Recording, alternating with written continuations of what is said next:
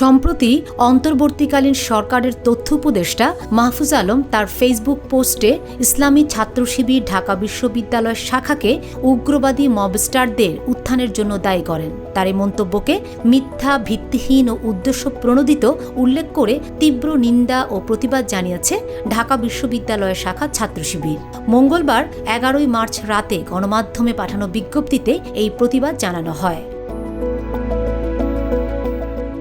ইসলামী ছাত্র শিবির একটি আদর্শিক ছাত্র সংগঠন, যার সবসময় নৈতিকতা, জ্ঞান ও শান্তিপূর্ণ গণতান্ত্রিক মূল্যবোধে বিশ্বাসী।